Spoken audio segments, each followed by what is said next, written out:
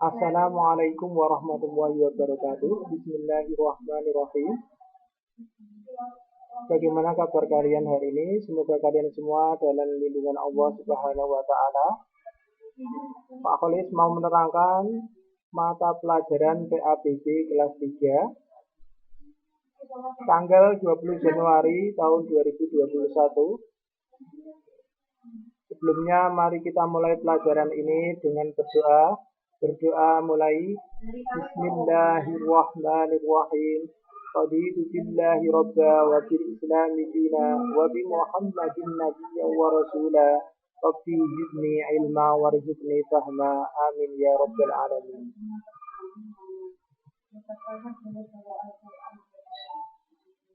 Materi selanjutnya yaitu mohon pertolongan kepada Allah.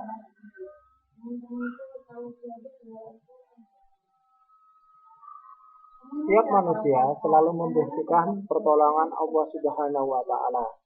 Hanya kepada Allah Subhanahu wa taala kita mohon pertolongan. Allah Subhanahu wa taala melarang hambanya memohon pertolongan kepada selain Allah, ya. Allah Subhanahu wa taala itu melarang meminta pertolongan selain kepada Allah Subhanahu wa taala. Hanya Allah saja yang wajib kita mintai pertolongan. Sebagaimana firman Allah Subhanahu wa taala sebagai berikut. Iyyaka na'budu wa iyyaka nasta'in, yang artinya hanya kepada Engkaulah kami menyembah dan hanya kepada Engkaulah kami mohon pertolongan. Quran surat Al-Fatihah ayat ke-5. Ini menunjukkan gantungan hidup kita itu hanya kepada Allah. Yang membuat kita sukses, yang membuat kita pintar, yang membuat kita pengalaman itu hanya Allah Subhanahu wa taala.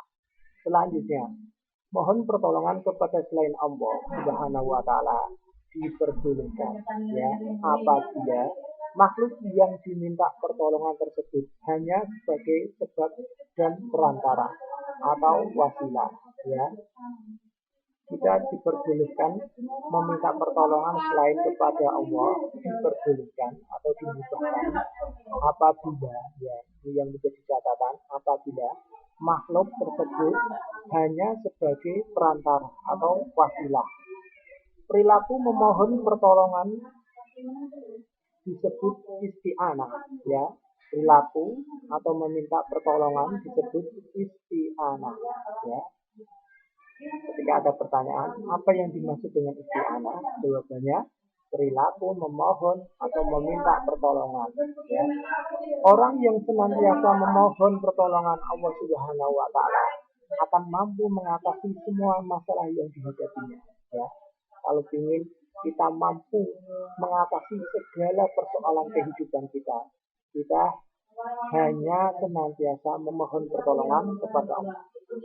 Allah Subhanahu wa taala adalah zat yang berdiri sendiri atau qiyamuhu binafsi, berdiri sendiri dan tanpa memerlukan sesuatu yang lain. Dia tidak memiliki sifat ikhtiyajuhu li ghairihi, tidak memerlukan atau tidak bergantung kepada selain dirinya sendiri. Allah Subhanahu wa taala tidak memerlukan bantuan atau pertolongan dari siapapun, ya. Dia tetap berdiri sendiri dalam segala hal, ya. Makanya Allahu Ahad dan Allahu Samad, ya. Dia Maha Esa, ya, dan Maha Satu. Allah Subhanahu wa taala menciptakan segala sesuatu tanpa bantuan manusia, ya.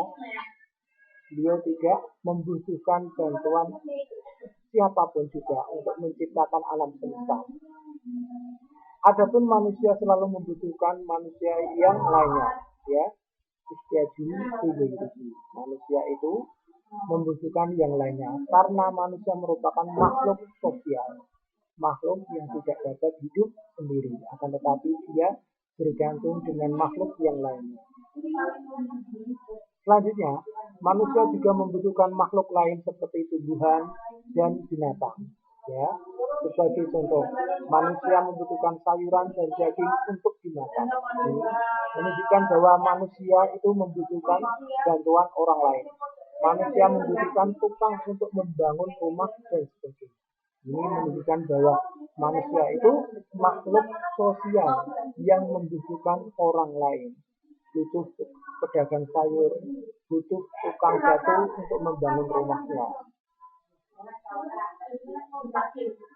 Berdoa merupakan salah satu perilaku memohon pertolongan kepada Allah Subhanahu wa taala. Ketika berdoa kita harus bersungguh-sungguh ya. Untuk ijtihad kita sebagai manusia itu harus bersungguh-sungguh ketika kita berdoa. Yang pertama, yang kedua ikhlas. Yang ketiga kita harus yakin bahwa apa yang kita doa itu akan diijabah. Bagaimana janji Allah Subhanahu wa taala bahwa orang yang memohon kepadanya pasti akan dikabulkan. Istajib doa hukum ya, pasti akan diijabahi doa kalian. Itu janji Allah Subhanahu wa taala. Selanjutnya adab yang harus kamu perhatikan ketika berdoa, yaitu sebagai berikut. Yang pertama, didasari rasa ikhlas karena Allah Subhanahu wa taala. Kita ketika berdoa harus betul-betul ikhlas, murni tujuannya kepada Allah. Tidak ada yang lain. Yang kedua, memulai dengan memuji Allah Subhanahu wa taala. Ya, bisa berupa kata-kata ya, dan bisa berupa tindakan Allah ya. Alhamdulillahirabbil alamin. Selanjutnya memuliakan dan menyanjungnya serta berselawat kepada Nabi Muhammad sallallahu alaihi wasallam ya. Ketika kita sudah memuji ya, alhamdulillahirabbil alamin, hamdan na'imin, hamdan syakirin, hamdan yuwafi ni'amahu wa yukafi mazidah, ya rabbana lakal hamdu kama yanbaghi li jalali wajhika karim. Dilanjutkan dengan sholawat kepada Nabi Muhammad sallallahu alaihi wasallam. Yang ketiga, memusatkan perhatian kita khusyuk ya. Kita harus khusyuk ketika berdoa ya. Tidak ada tujuan lain selain Allah Subhanahu wa taala. Yang keempat, menyatakan kerendahan diri kepada Allah Subhanahu wa taala yang maha mulia. Kita harus menyatakan kerendahan diri bahwa kita itu makhluk yang dhaif, yang lemah, yang banyak kekurangan. Ini adab yang keempat. Selanjutnya, 5, tidak putus asa dalam berdoa. Kita harus roja, harus berharap terus doa kita akan diijabahi. Yang keenam, mohon ampunan kepada Allah Subhanahu wa taala ya. Mohon ampunan kepada Allah Subhanahu wa taala. Allah Subhanahu wa taala selalu menyertai hambanya yang berdoa kepadanya. Berdoa termasuk ibadah ya. Doa maupun ibadah ya. Doa merupakan ibadah. Kita akan mendapatkan pertolongan Allah Subhanahu wa taala. Berdoa akan mendatangkan kebaikan dan melindungi kita dari keburukan. Bagaimana firman Allah, "Wa ta'awanu 'alal birri wat taqwa wa la ta'awanu 'alal itsmi wal 'udwan." Ya. Selanjutnya, sebagai umat muslim, kita diwajibkan memohon pertolongan hanya kepada Allah Subhanahu wa taala. Dalam kehidupan sehari-hari, kita juga diperintahkan untuk menerapkan perilaku tolong-menolong terhadap sesama. Ya, dalam kehidupan sehari-hari kita harus saling tolong-menolong.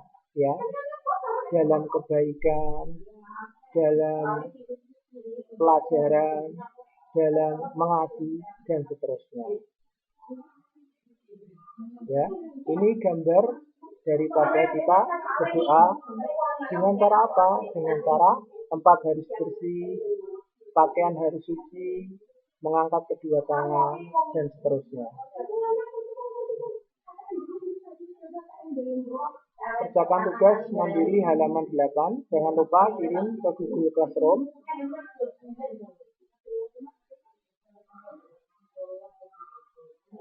Jangan lupa sholat fardu dan sholat duha ya. Sekian dari Pak Khalid. Mari kita tutup pelajaran ini dengan membaca doa. Subhana rabbika rabbil izzati amma yasifun wa salamun alal mursalin walhamdulillahi rabbil alamin. Saya akhiri. Assalamualaikum warahmatullahi wabarakatuh.